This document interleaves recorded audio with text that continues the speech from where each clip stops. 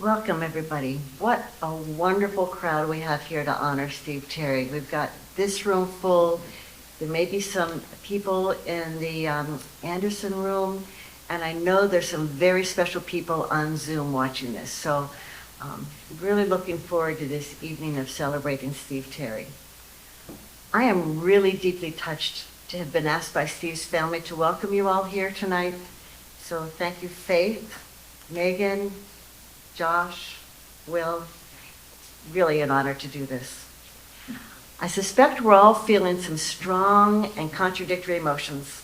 Sadness at the loss of Steve, gratitude that we knew him, and awe at all that he accomplished. Over the time we're here together today, we'll celebrate the life of this really wonderful man.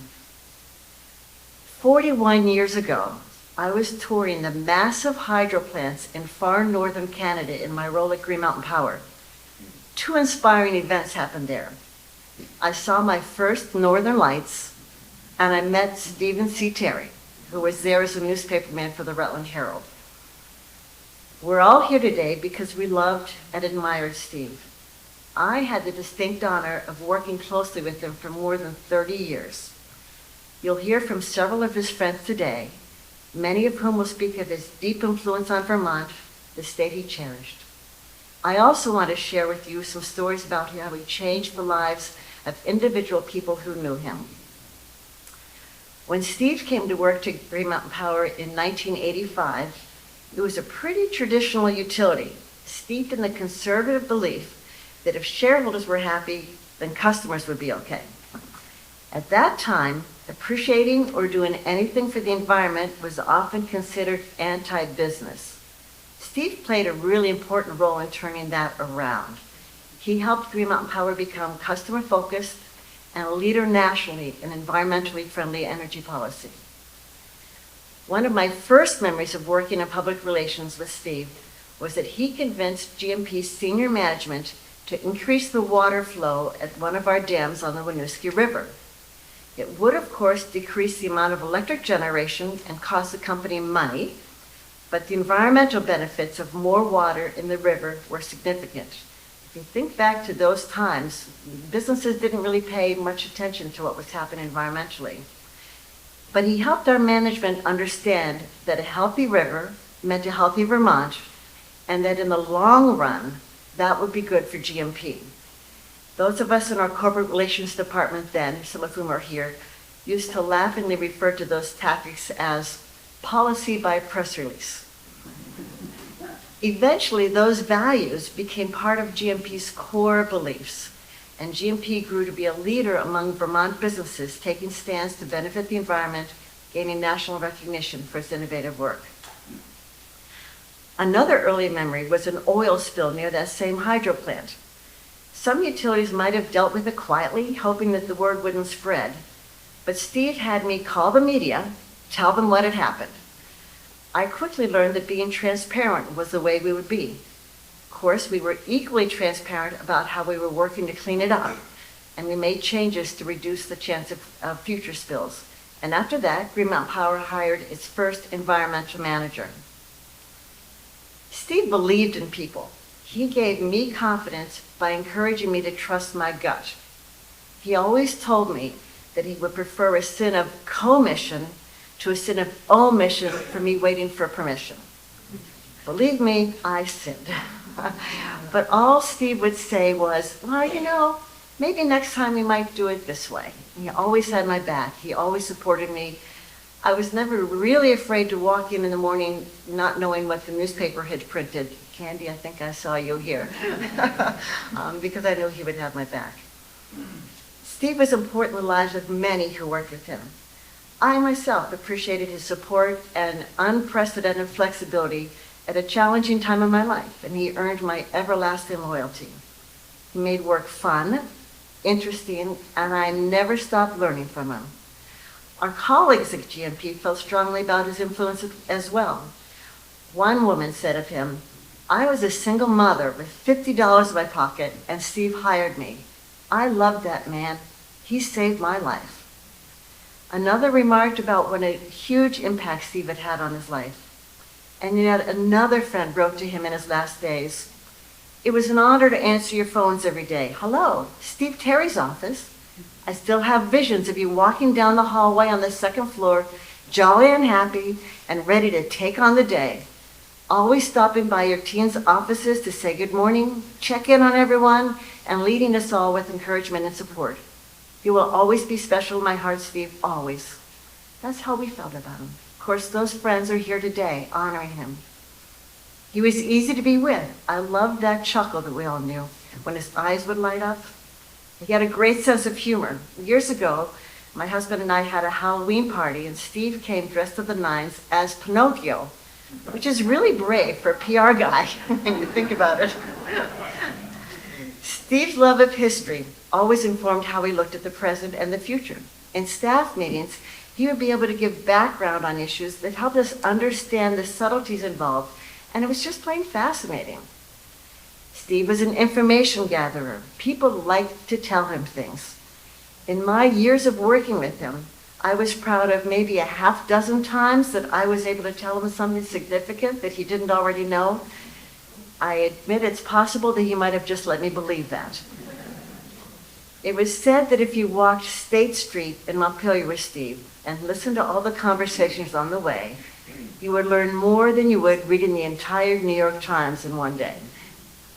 He was able to use that information to become a trusted advisor to governors and leaders of all parties and interests. They trusted him because they knew he was motivated to find ways to benefit Vermont and all who lived here. Steve never took credit for what he engineered. He was always motivated by what would serve Vermont. Over the years, I've been surprised to hear of initiatives he spearheaded where few knew of his involvement. Steve would plant a seed, offer advice, shape an issue, yet you wouldn't see his fingerprints. That continuous, quiet, yet effective devotion to Vermont is part of what inspired the Vermont State Chamber of Commerce to name him Vermont Citizen of the Year in 2014. It's impossible to express what 4 decades of knowing Steve meant to me. Friendship, collaboration, admiration, and love. But there are others here who also have stories to tell. Over the next hour or so, you'll hear many stories that shed light on who Steve was and what he did for all of us. This evening, I look forward to learning new things about him. Stephen C. Terry was a special man, and I miss him. Thank you.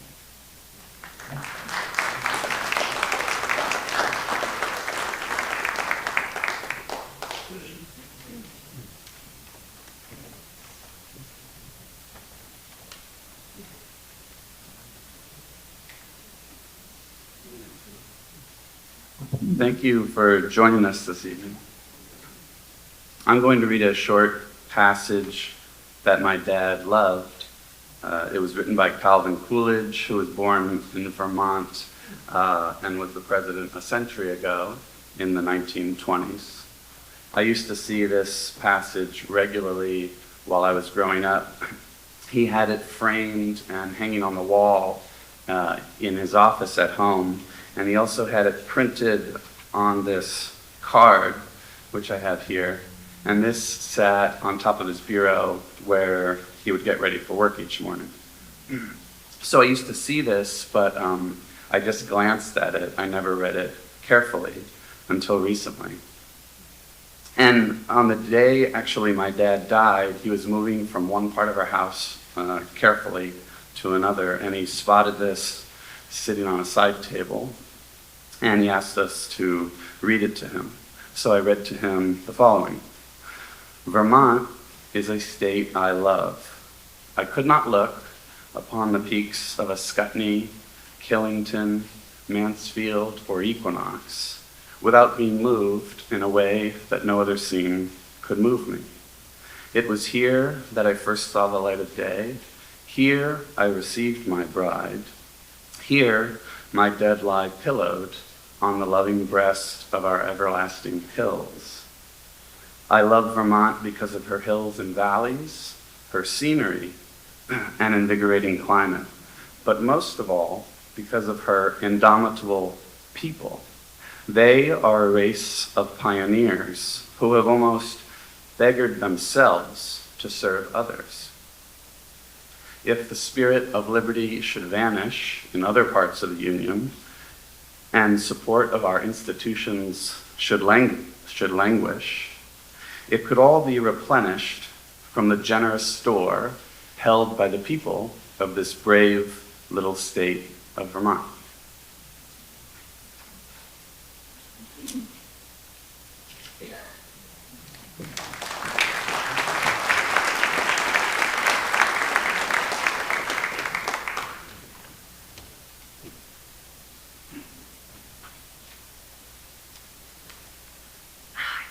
I'm going to read a poem called A Common Good by John Dewey. As many of you may know, he was one of the most prominent American philosophers in the first half of the 20th century, and John Dewey was a Vermonter. He graduated from the University of Vermont in 1879. The overriding theme in his work was his profound belief in democracy, be it in politics, education, or journalism. In my view, this poem speaks volumes about Steve and how he led his life. A Common Good by John Dewey. The things in civilization we most prize are not of ourselves. They exist by the doings and sufferings of the continuous human community in which we are a link. Ours is the responsibility of conserving, transmitting, rectifying, and expanding the heritage of values we have received, that those who come after us may receive it more solid and secure, more widely accessible, and more generously shared than we have received it.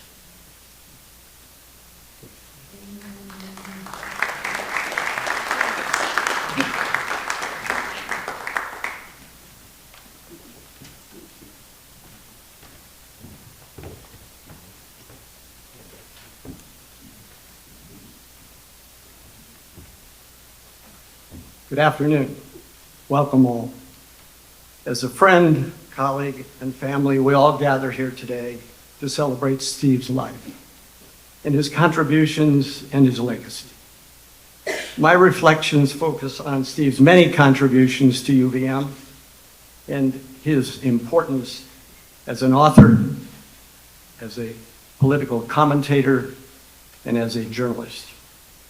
First, what clearly stands out are Steve's love of Vermont, its people, and of course its history. At UVM, we are pleased to call and acclaim Steve as one of our alumnus, graduating in the commencement class of 1964. And we know what commencement means. It's the beginning, and so it was for Steve. Indeed, since his graduation, Steve spent his life and his career fully committed to UVM and its educational agenda. He attended often the cultural, the social, and the academic events around UVM. He was one of the founders and longtime chair of Senator George Aiken's Distinguished Lecture Series at the University of Vermont. Speaking of Senator Aiken, we recall Steve's accomplishments as the senior consultant to the senator in Washington over many years. Steve was also, as we know, the author of 3 books on Senator Aiken. Steve was instrumental in helping to cull and to assemble Senator Aiken's papers to ensure that they would remain for public access, and in this case at the University of Vermont Special Collections building in the Billings Library. And many of Steve's own papers are also left for the public at UVM Center for Research on Vermont. Throughout Vermont, Steve is well known for his time and his contributions as editor of Vermont's legendary and important Rutland Herald. As a senior political analyst during Vermont's statewide elections and during United States presidential elections. And as a senior leader of Vermont's legendary utility, the Green Mountain Board.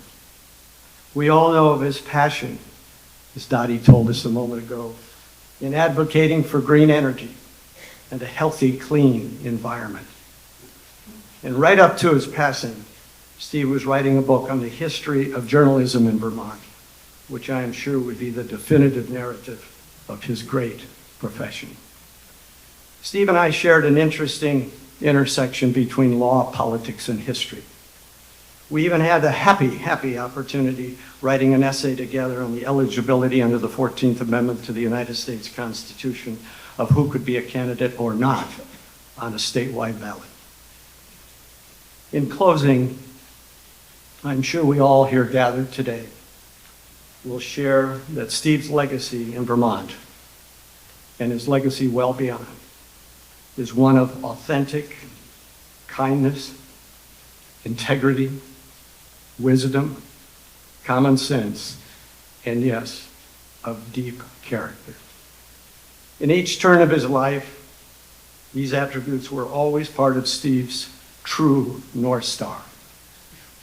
As I think about Steve's love of history, and in this current political and civic moment in all of our lives, I recall historian David McCullum's book, The American Spirit. McCullum tells us that history is about who we are and what we stand for. He notes that history is essential to our understanding and to our own role and what it should be in our time. He observes that history is human. It's about people and how they speak to us across many years. Another consequential historian, John McCullum's wonderful book, The Soul of America, reminds us of Lincoln's aphorism on the eve of the Civil War. Lincoln wrote of the better angels of our time. He reminds us that the soul is the vital center, the core, the heart, and the essence of life.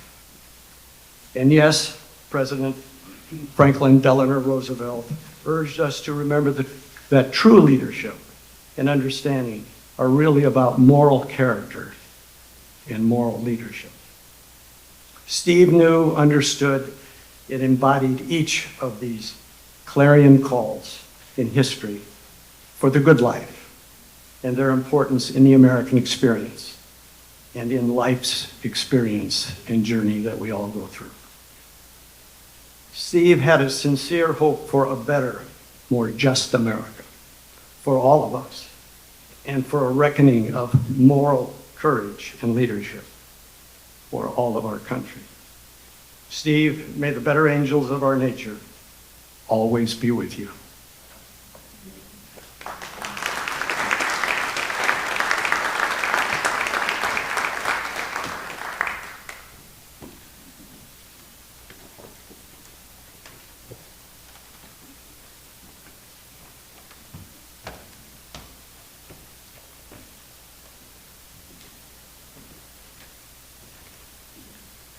Hello. I was honored and moved to be asked to speak today about Steve Terry's life as a journalist. Steve Terry was a good journalist because he was a good person. A good person in the sense that his work and his life reflected values fundamental to a humane and just community. What are those values? One is truth-telling. It shouldn't be necessary to speak in defense of truth, but truth-telling is an act of respect to readers, to fellow citizens in a democracy. This was a given in the journalism that I saw Steve practicing, and because this value was rooted in who he was, it followed him after he left the newspaper to wherever he went and whatever he did. Another value is humility. Humility is not so much in vogue these days. What it means is putting others first, readers and fellow citizens, their rights and interests, the story of their community and their lives told truthfully. For Steve, reporting the news was not about him. He was not ideological or dogmatic. He had no agenda beyond listening and understanding, which require humility. Another value is strength of conviction. Journalism, of course, is protected by the First Amendment. But a free press doesn't happen by itself. In a real sense, Steve was an ardent practitioner of the First Amendment, keeping it alive by exercising it with conviction. I came to the Rutland Herald when Richard Snelling was governor, a famous, strong-willed individual. And Steve was not afraid to report news that Governor Snelling was not happy about. But the job, as he understood, was to report the news, not to please the governor. I got to know Steve toward the end of his time at the Herald. He hired me in 1982, and he left the Herald in 1985. By that time, he had already devoted many years to the kind of vigorous and broad-minded journalism that helped define the state of Vermont then and for years to come. For Steve, news was a way of connecting to our history. In doing the news, we were helping to weave together the fabric of that history, day by day. And Steve's concern for and interest in our history was evident. Working in Washington for Senator Aiken, working in Montpelier and Rutland, then working for organizations integral to the life and well-being of the state of Vermont, while continuing to write works of history that help tell the story of Vermont. Newsrooms back then had a unique culture. We were a motley collection of reporters, editors, and photographers, all animated by our mission to do the news. That mission, telling the stories of our communities to our communities, made the newsroom a lively, creative, competitive place, driven by curiosity and community spirit. I came to Vermont in the 70s, and being part of that newsroom culture helped me learn about Vermont. I didn't know who Richard Snelling was, but I found out, and so we hoped, did our readers. This is the culture that Steve fostered and exemplified. The pursuit of journalism is always shaped by the values of its practitioners. One of my distinct memories during the time when we were both at the Herald is of Steve sequestered inside his glassed-in office, talking and talking on the telephone. This was Steve working his sources, helping develop a story. What it meant was he was establishing trust. And this was at the heart of what endeared Steve to so many people. When you talked with him, you got the feeling he was really listening. He was taking it in, and he was interested. Because he was interested.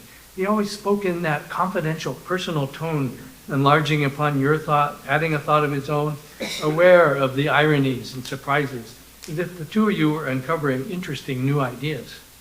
He knew there was always something more to learn, but he was never mean. As journalists, we wrote about people's mistakes and failures, but Steve knew we gained nothing by tearing people down. The news.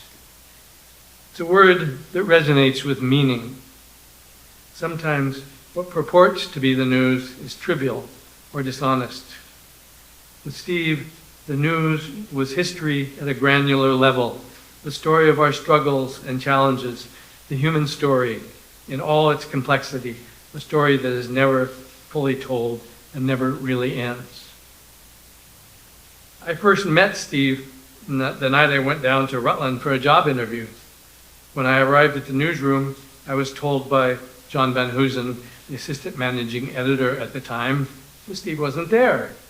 He'd gone out to see the Vermont State Fair, and I should come back in an hour. I thought later, of course he was at the fair. He was out taking a look at Vermont, the Vermont that presents itself in all its glory and weirdness at the Rutland Fairground. And I thought, he wasn't taking an hour off from work. This was his work, looking at Vermont, taking it all in, and then helping the paper tell about it. Decades later on, he was a founder of Vermont Digger, and I don't know who came up with Digger's slogan, but it encapsulates Steve's attitude toward the news. News in pursuit of truth. News is never the ultimate statement of truth. We get it wrong sometimes, and it's always only partial. But the aim is truth.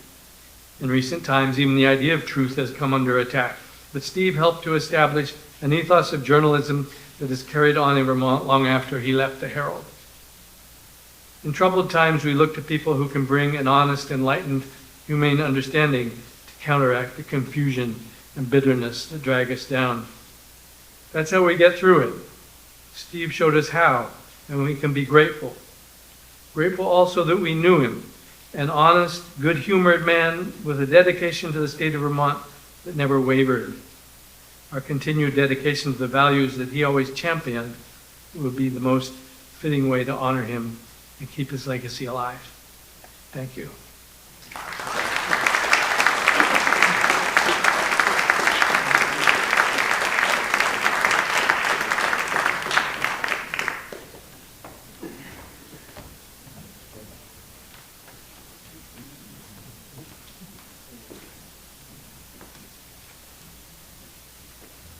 Thank you, David, for those insightful and wonderful comments about our profession. That's warming to hear. Thank you all for coming. Stephen would be thrilled to see you all here. I'm sure he is. We're here to celebrate someone we treasured as a dear friend, a colleague, a consultant, educator, loved one, environmental advocate, extraordinary statesman, and from my personal perspective, a newspaper man to the core. I'm Angelo Lynn, editor and publisher of the Addison Independent here in Middlebury, and a longtime friend of Stephen's. We have shared a deep love of community and of newspapering for the past 30 years. For the next few minutes, I'll pick up on what David said. But looking at Steve is that early journalist and spotlight those first years in the business and how that led to a lifetime of being one of Vermont's true statesmen. He started in the business in high school as a freelance reporter for the Vermont Journal. He needed some spending money. Writing came easy for him, and he loved sports. And while journalism wasn't his first passion, as you'll soon discover later, it would become so. He attended UVM, graduating philosophy, got his first job as a reporter at the Providence Journal in Rhode Island, where he learned the discipline of writing under deadline at a New England daily. Shortly thereafter, in '65, he took a job at the Rutland Herald as a legislative bureau reporter in Montpelier. It was during the Phil Hoff years, a time of significant change when the state, Steve would write later in his book, turned from red to blue. During those years, Steve learned the ins and outs of state government and of the state's key leaders from '65 to '69. They were tumultuous years of civil rights marches, protests against the Vietnam War, the assassinations of Martin Luther King and Bobby Kennedy, and Nixon's election. It was an era of heightened political and cultural battles, and Steve, as a young reporter, was in the state's capital, soaking it all in. In 1969, he accepted a one-month apprenticeship at Senator George Aiken's D.C. office. Steve found the experience so compelling, and Aiken's office must have seen something special in Steve. About a month after his turn to the Herald, he left to work for Aiken's office in Washington as a legislative aide. He stayed there, serving in ever more important roles for the senator from 1969 to '75, when Aiken retired. Those years included the end of the Vietnam War, Watergate, Nixon's impeachment and resignation, the Ford presidency, and so much more. Steve had a front row seat to those issues and events, formulated years in Steve's development as a journalist and later as a political analyst and the statesman he would become. After Aiken retired, Steve was enticed back home to start the Times August Sunday edition, a sister paper with the Rutland Herald. He would rise to be the managing editor of the Rutland Herald and make that paper one of the top dailies in the nation. At its peak under Steve's guidance, the paper had a bustling newsroom, as David was describing, of more than 24 reporters and editors, along with the Vermont Press Bureau, which covered state politics as well or better than any news outlet ever has. That was the competitive side of Stephen, the side that drove him to pursue fast, constantly seek out new sources, and read relentlessly so he could understand the issues thoroughly before weighing in. Traits that served him well as a news editor, but also in business as a consultant and as a board member.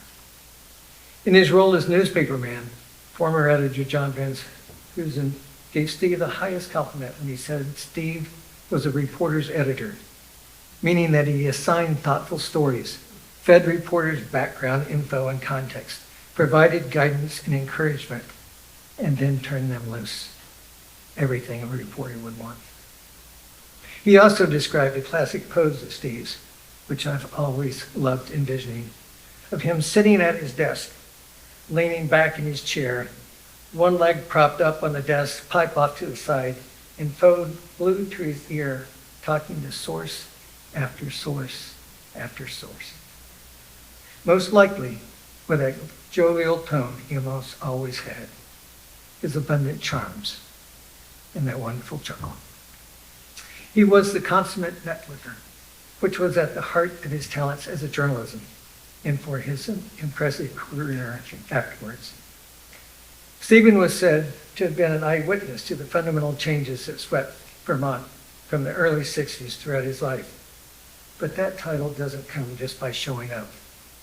He earned that title by being a careful and savvy reporter of the events and the people that shaped the state, a truth teller, as well as a trusted confidant, and an astute and critical thinker who brought new ideas and solutions to any discussion.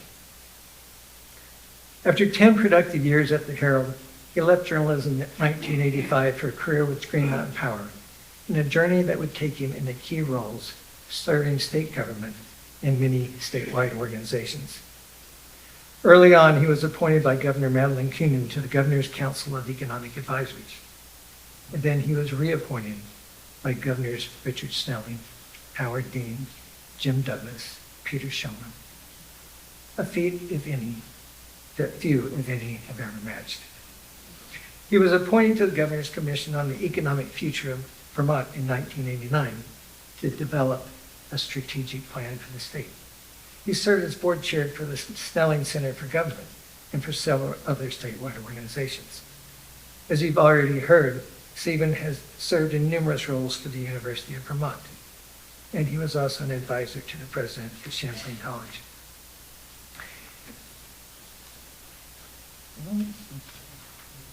In journalism in his early years, he served as chair of the Vermont Press Association, and much later was a co-founder and director of Vermont Journalism Trust. Years ago, he pushed to establish the Vermont Writers' Prize, one of the state's premier literary prizes funded by Green Mountain Power that continues today. But he also devoted years to serving his local community. He was a board member on the Middlebury Planning Commission, the John Grand Shelter in Virgins, Friends of the Virgins Opera House, and he was a longtime board member at the Order Medical Center, beginning in 1999 until just earlier this year.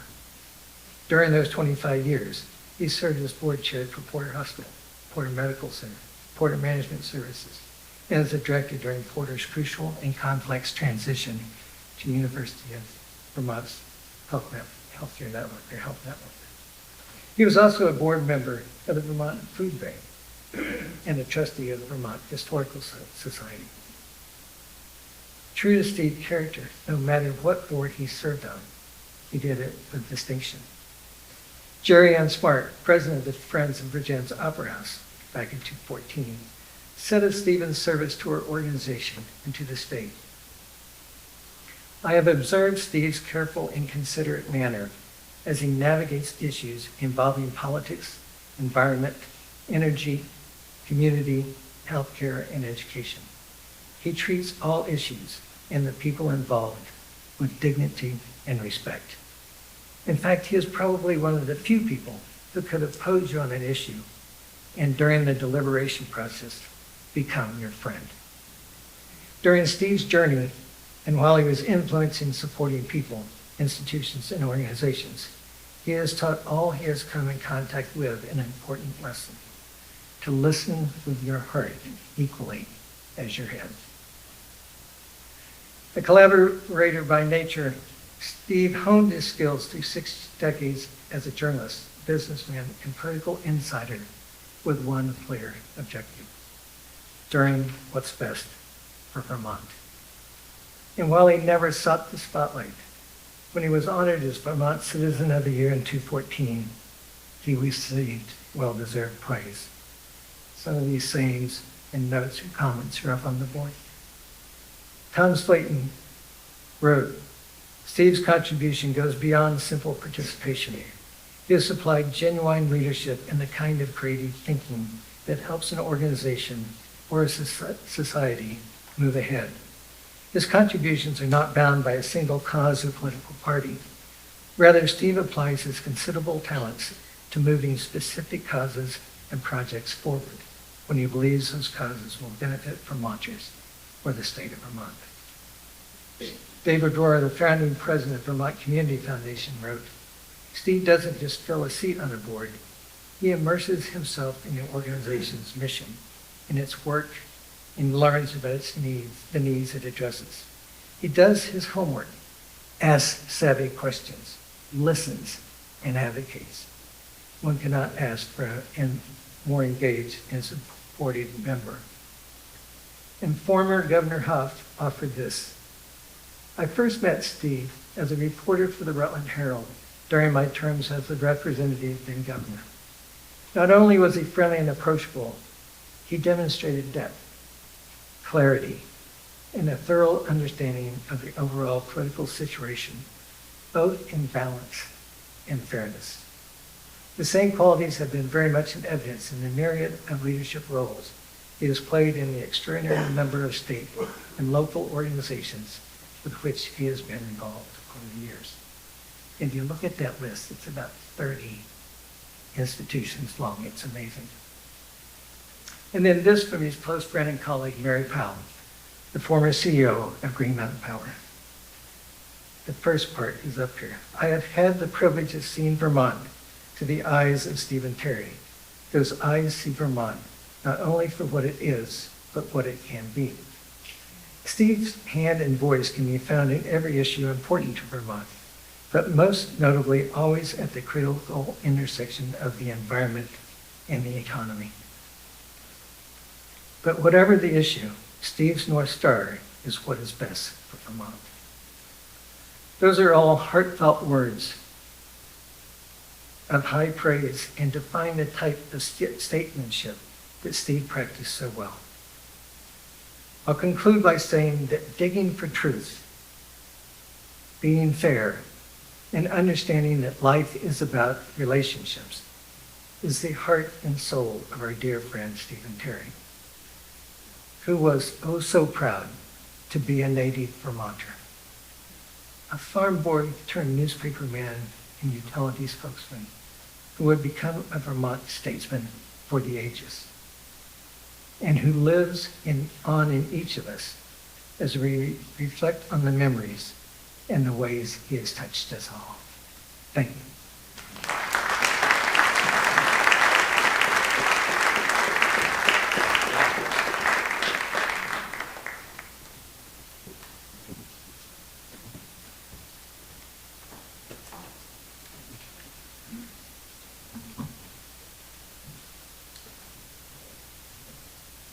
This is my husband's technology, so see how this goes.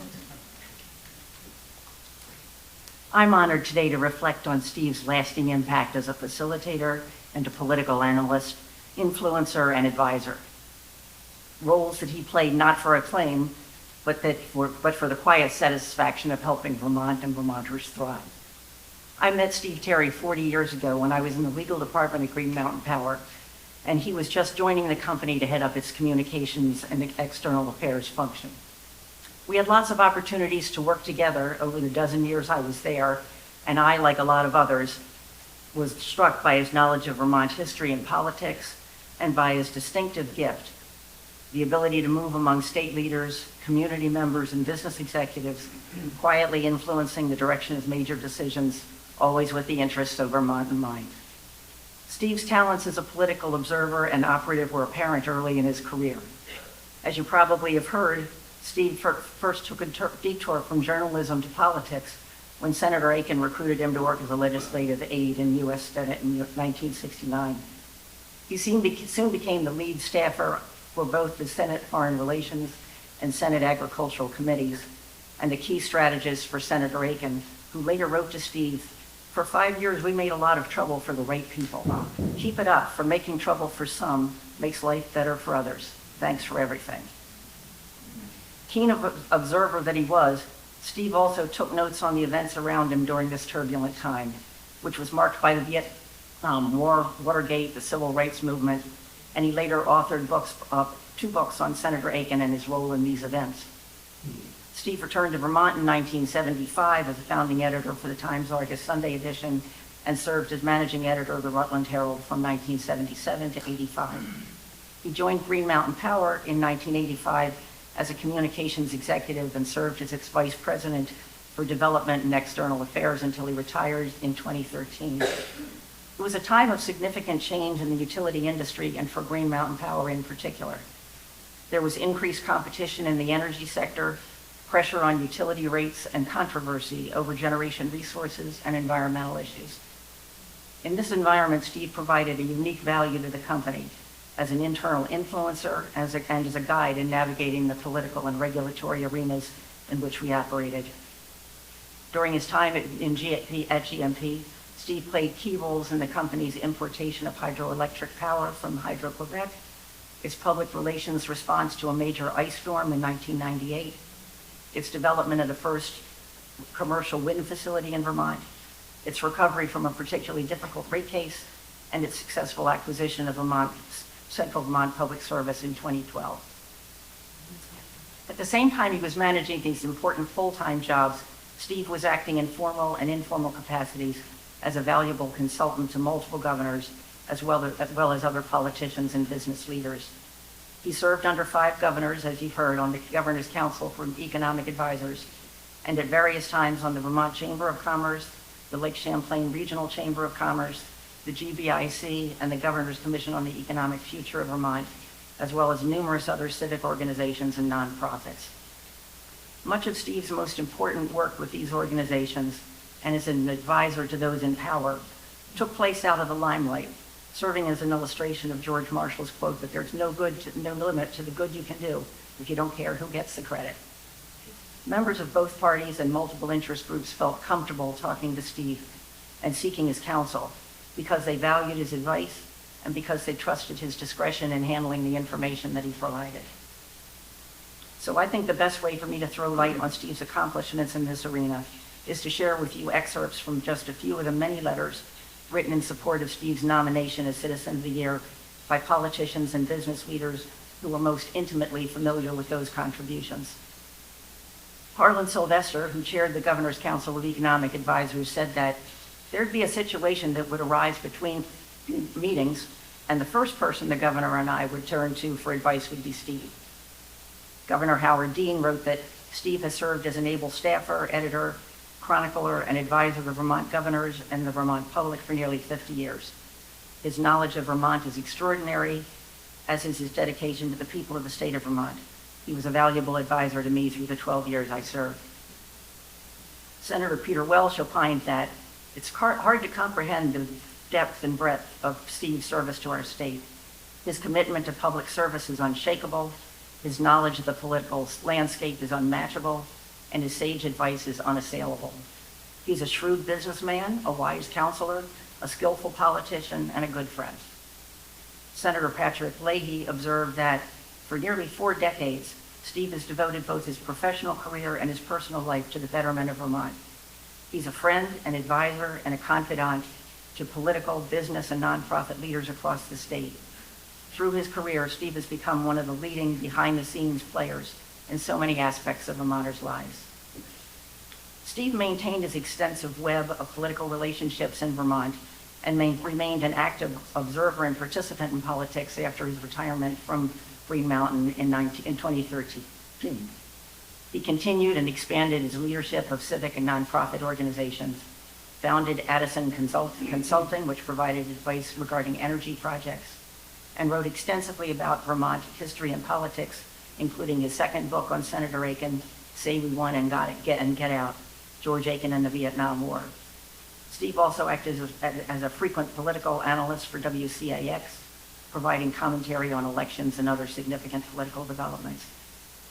In the last year or so, even as he fought so valiantly for the life he loved, Steve stayed engaged with political and social issues and shared generously and with humility his reflections on developments he had observed and been part of here in Vermont.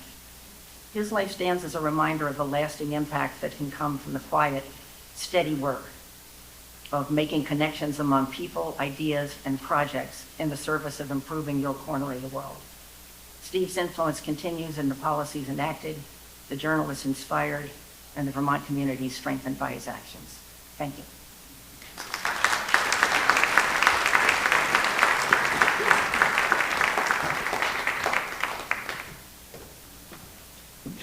I'm the husband.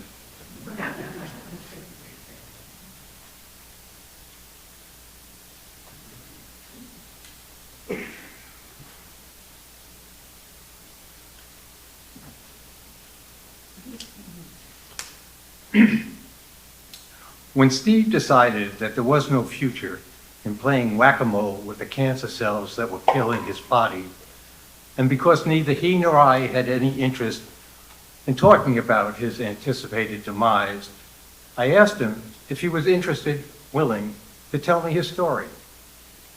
While we had known each other for more than 40 years, I knew that this would be fun, interesting, and that I would learn a lot. Because, as we all know, Steve was not often inclined to talk about himself. And it was. So I would like to share with you some of what I learned over our 10 multi-hour talks. Steve and I started with his early years. When asked about his childhood, Steve went directly to the time he spent on his French-Canadian grandparents' farm in Plainfield, Vermont. It was the center of his family's life. Into his teen years, he spent most of each summer living with his grandparents on their farm, and during the school year, Sunday dinners at the farm with the extended family were the norm. As expected, he learned what it meant to be a Vermont dairy farmer in the 1960s. He was particularly proud of the fact that while they had milking machines, he, at an early age, learned how to milk cows by hand. A fact that he would share later in life when leaders in politics or the energy industry would ask him, "So what don't we know about you?" It was clear to me that in providing that answer, Steve had two purposes. First, he was stating a fact. Second, and probably more important, he wanted to make it clear that his roots were well planted in Vermont's dairy community. Sunday dinner at his grandparents' farm meant a packed table of aunts, uncles, and cousins, and then a familiar routine. The men went into one room to talk about farming and politics, Steve's grandfather, a legislator, holding court, while the women went into another room where only French was spoken. It was in these settings that Steve absorbed the rhythm of local life, the cadence of politics, and the love of farming. He did not attribute his views on politics to his grandfather, who he described as a George Aiken liberal moderate Republican, but it was clear that his grandfather's views had an impact. These childhood reflections revealed a deep sense of family connection and how important these formative experiences were in shaping Steve's life. He was afforded the freedom to explore, while at the same time learning the joys of family, food, hard work, and the small rituals that make a community. Being the oldest of 5 siblings brought privileges and responsibilities. The first to drive, the first to feel his way to new freedoms, and at times the first to be handed tough jobs. One story stood out. Steve was 13 years old. It was summer. His uncle was a dairy farmer. He was out in one of his fields fixing a baler when something went terribly wrong. The baler engaged, and his uncle's hand was cut off. Hoping that her husband's hand could somehow be reconnected, Steve's aunt asked Steve to go out into the field and get the hand. He did as asked and returned with his uncle's hand. The hand, of course, could not be reconnected, and the uncle needed to recover and learn how to be a one-handed farmer. So what to do? The farming work still had to be done, So the family decided that Steve, then 13, would take on the farm chores until the uncle was able to resume them. And Steve did. As he saw it, there was work to be done. He was capable of doing the work, and so be it. Steve shared the story as though it was no big ask of him. It was a lesson in dignity, duty, and quiet capability. From early childhood until his mid-20s, Steve's stuttering was so pronounced that it impacted his desire to talk. In retrospect, he saw this as a positive, as it made him listen more and talk less, a trait that served him well in his professional career. As a spokesman for Senator Aiken, he recognized that his stuttering would interfere with his work, so he went about learning to control it. Some may have thought that Steve's measured cadence was because he chose his words carefully, which he did, but the real reason was that it kept him from stuttering. When asked how his family, friends, schoolmates, and teachers responded to his stuttering, Steve had to think. In the end, he didn't remember anyone suggesting that there was anything to worry about. Some people just stuttered. It was part of who he was. While some have reported that Steve was a football player, he really wasn't. In fact, from sophomore year on, he didn't play many sports. But Steve loved playing and discussing sports. He shared memories of family members gathering around the radio to listen to broadcasts of games of the Dodgers, Brooklyn Dodgers, and Red Sox. He would have liked to have been a gifted athlete, but he wasn't. So in high school, he combined his love of sports with his talent as a writer and his need for spending money, and he convinced the Vermont Journal to hire him as a freelance writer to report on local high school sports events. Given his success as a sports writer in high school, we all might have assumed that Steve saw his future in the news business. But this is incorrect.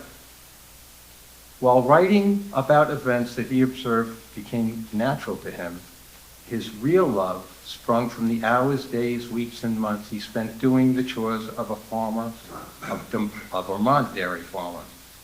And no, he didn't want to be a dairy farmer. He wanted to be a large animal veterinarian.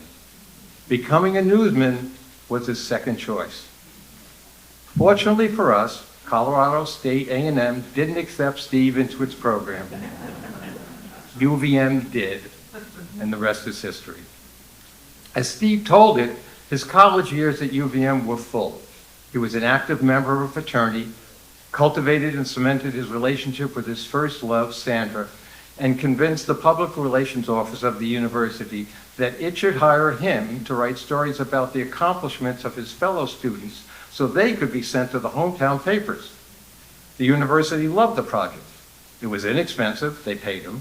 It was good PR, and Steve loved it also. It was a formative experience, and it helped him develop his interviewing skills and learn how to pitch and run a content idea from scratch.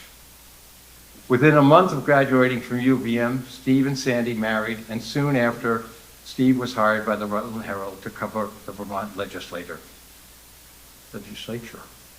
As Steve recounted, he was in the middle of history. The House was under a federal court order to redraw its districts. The old system gave every town, no matter what its population, a seat in the House. As a result, the House had more than 240 representatives.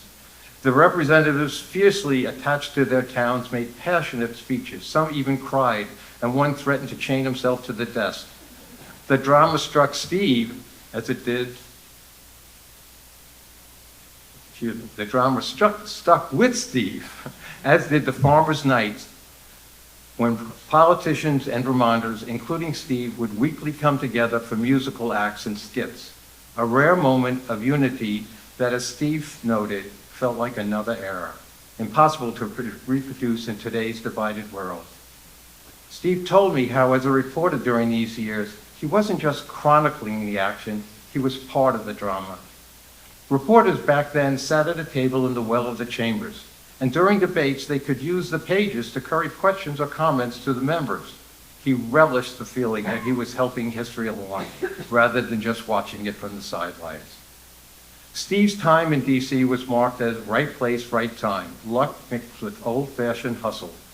Brought down as part of an internship program that the senator ran, he ended up staying for years, handling everything from foreign affairs memos to local Vermont issues. During these years, he and Sandy made a home on Capitol Hill. Megan was born in April of 1968 and Joshua in 1972.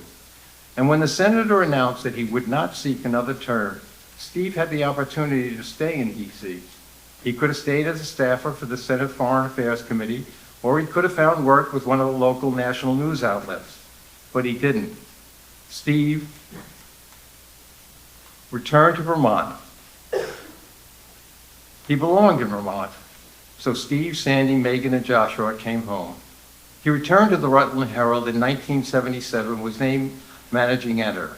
When sharing news stories, Steve took pride in the work he and his staff accomplished and relished in the stop-the-fresh moments that breaking news stories demanded.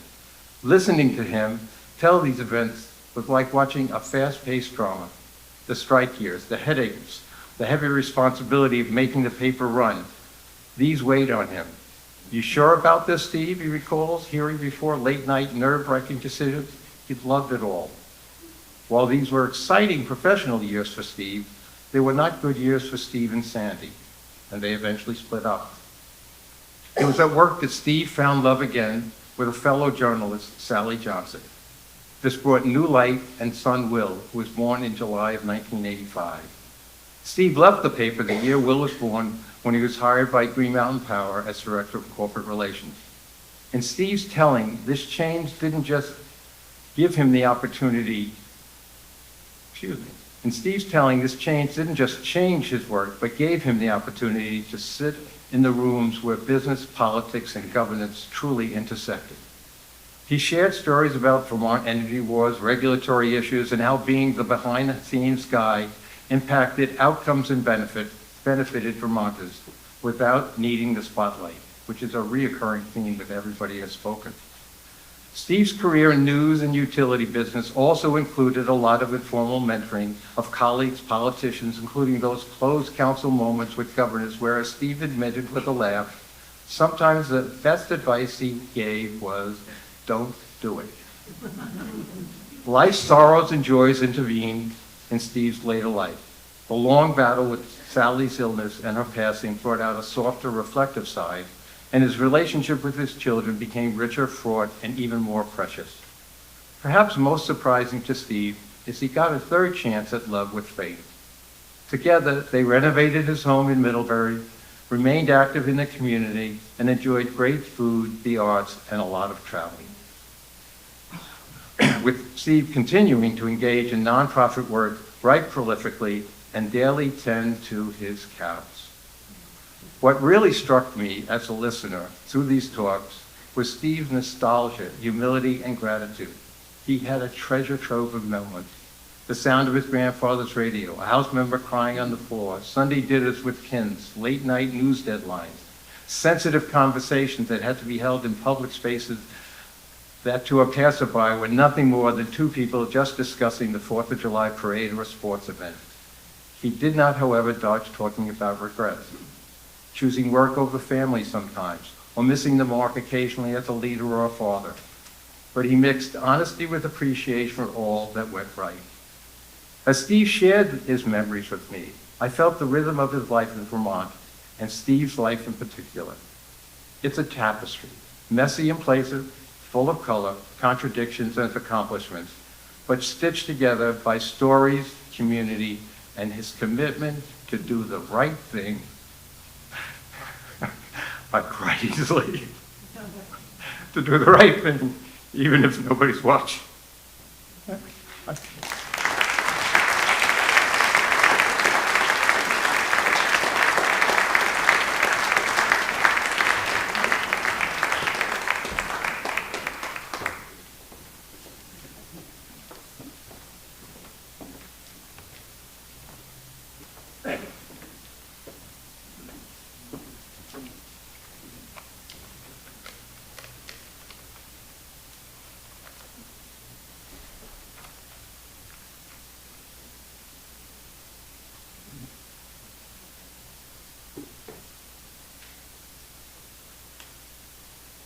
I have been twice blessed.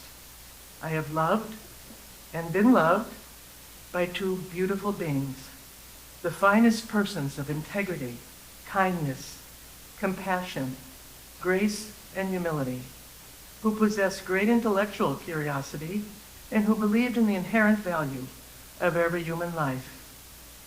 Gerald August Wise and Stephen C. Terry. In the fall of September of 2011, Stephen and I, surrounded by our beloved family and friends, exchanged our vows of love and commitment to one another. These many years later, in celebration of Stephen and our lives together, I choose to renew my vows expressed on that day once again before beloved family and friends.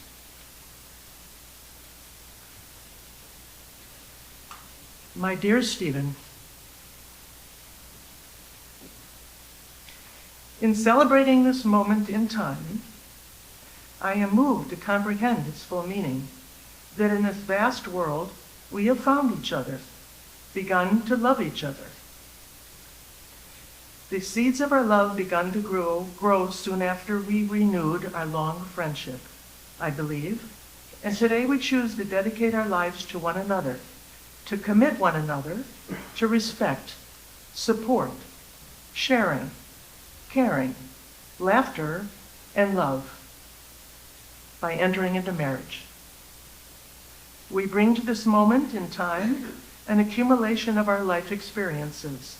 Our individual journeys have been extraordinarily rich and rewarding. We both have been totally loved by beautiful human beings and have given our love unconditionally. Our lives have been rich and meaningful in the most profound ways. We therefore acknowledge Gerald and Sally, from whom we did learn the delicate dance that will define our relationship. We call it our choreography, a good marriage. How do we define a word when we did not know how it tasted, whether it was rough or smooth, if it smelled sweet or sour? We defined it as best we could. Importantly, we strove for perfection knowing we would never attain it since we did not know its choreography. We accepted this limitation, but strove toward our goal. Yes, we spoke in terms of goals. Let us speak in terms of progress instead. Progress is a goal we are able to achieve in our lifetime. Our lifetime will be measured by it. Once again, we choose to enter into marriage to make the absolute commitment to give oneself to the other. In accepting this responsibility, we need to trust and to acknowledge what is constant. Birth, struggle, death are constant, but so is love. Though we may not always think so, and so is change. Therefore, we need to comprehend the nature of change, be able and willing to change. Change not on the surface, but in the depths, in the sense of renewal, in the sense of growth. We need to celebrate change. James Baldwin has said that to be sensual, I think, is to respect and rejoice in the force of life itself, to be present in all that one does, from the effort of loving to the breaking of bread.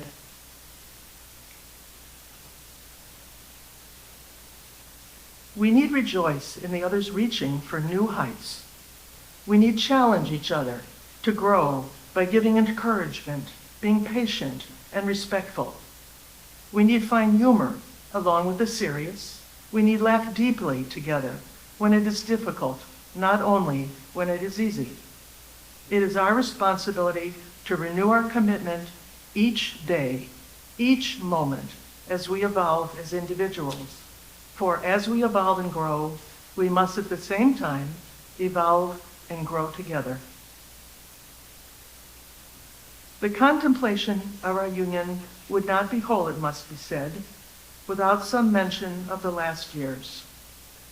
These years have surely made their imprint, some of it with great pain, more of it with great joy, and experiences we would otherwise not have had.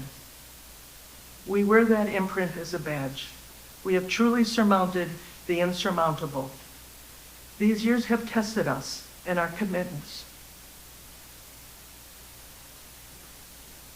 They have made us stronger, deeper as persons who walk this earth.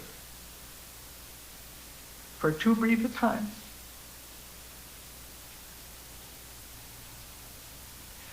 I trust we are making our journey with grace and dignity and success.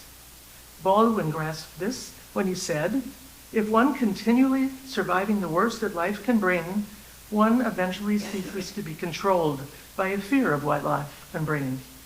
Whatever it brings must be borne." I believe that we have lost the fear, that we have borne and shall bear what comes, and I speak not only of what we know, but also, and perhaps more profoundly, of what we do not know, but will come as surely as the night following the day. Because we have found each other, because of the absolute love and commitment that allow us the strength to bear it. We need to be ever aware that we are at once strong yet vulnerable, trusting yet careful, together yet alone. With absolute love comes extraordinary vulnerability. Of vulnerability, I am able to accept, yes, even embrace, for this commitment without limits contains the impossibility that one of us would ever intentionally do harm to the other. It's the absolute giving of oneself to another. With the inevitable, unavoidable, human flaws and stumbles, I chose to do this and have not regretted for having done so. This is what James Baldwin meant when he said, "One can give nothing whatever without giving oneself." That is to say, risking oneself. If one cannot risk oneself, then one is simply incapable of giving. I chose once again to risk all, and you have been my reward. For me, Stephen, you have been the earth and the sky.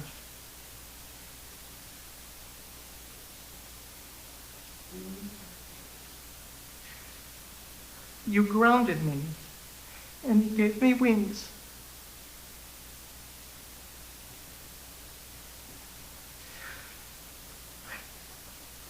Together, we embraced what the future engendered. We sought to realize joy and beauty in each day. I vowed to love and commit to you with all my soul and spirit. We called our choreography a good marriage. It has been a path of inexplicable joy.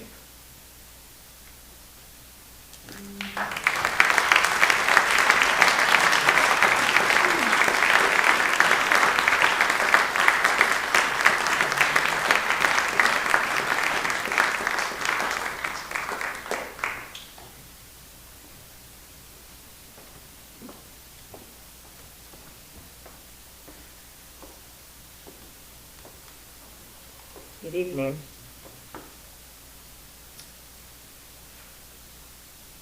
When my father, Stephen C. Terry, was laid to rest just a short way from here at the West Cemetery, I read these words at his graveside.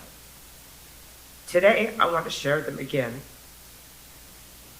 not just as my private goodbye, but as a way to honor him here together and celebrate the legacy that he leaves with all of us. As I stand here today, I feel both the weight of our loss and the gift of gratitude. Gratitude for the life of my father and for the chance to honor him here this evening with all of you.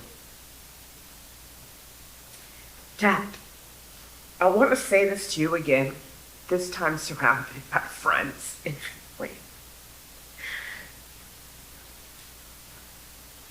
who love you, admire you, and are shaped by you. You gave your whole life to truth and to Vermont. As a journalist, as an author, as a historian, as an executive, and as a change maker, you helped shape the story of this state in ways few ever could. You believed in the power of words, but even more, you believed in doing what was right. You gave your time, your voice, your heart to what mattered most. You didn't do it for the recognition. You stood up for what was best for Vermont, not for credit, but because it was the right thing to do. You became part of the very fabric of this place, and in turn, this place became part of you. You didn't just live in Vermont, you belonged here. And Vermont belonged to you. You walked these hills knowing their history. You walked among people always listening. You stood for integrity, for fairness, for public service. And you lived those values with quiet strength, never needing to raise your voice to be heard. As a journalist, you reported the truth. As an author, you preserved it. As a historian, you honored it. As a leader, you lived it. You were named Citizen of the Year, not because you sought the spotlight, but because you gave so much of yourself. But beyond all that, the role that mattered most to me was being my dad. You were thoughtful and steady, humble and strong. You listened more than you spoke. You chose your words with care. You taught me the quiet power of integrity, the importance of being fully present, the grace in doing what is right, even when it's hard. You showed me that leadership doesn't mean being loud, it means being steady. You were the kind of person I hope to become. I hope I told you enough how much I love you, how deeply I admire you, how proud I am to be your daughter. When your illness became too great, you made a clear and courageous choice, a final act of strength and self-respect. Cancer did not take your spirit. You chose your own path, true to yourself, even to the end. And now you are finally pain-free, finally at peace. No one deserves that more than you. We placed you in the soil you loved, Vermont soil, rich with story and purpose. This land shaped you, and you shaped it back. Now your voice is part of this land. Your story is part of its fabric. As I walk forward, I will carry you with me in the way I speak, in the way I live, and in the way I choose what is right. Your story doesn't end here. It echoes in Vermont's hills, in the history you preserved, in the lives you touched. Every time I pause to listen, every time I lead with integrity, every time I choose service over self, I carry you forward.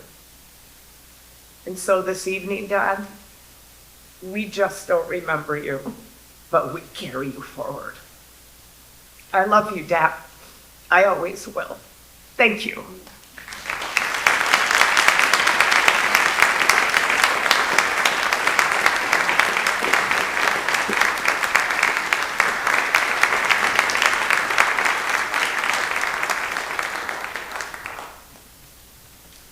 On behalf of the Terry family, Megan, Josh, Faith, and myself, thank you for joining us this evening here. Thank you to anybody watching online.